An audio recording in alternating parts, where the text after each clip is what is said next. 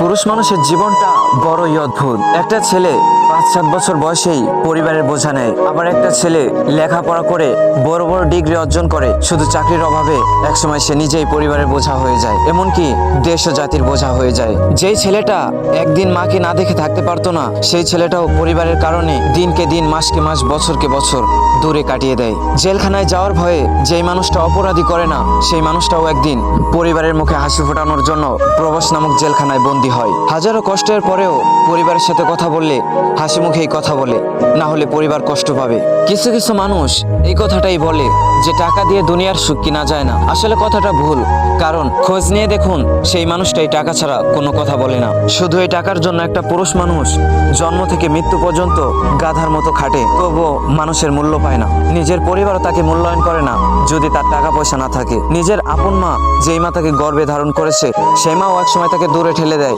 শুধু টাকার জন্য।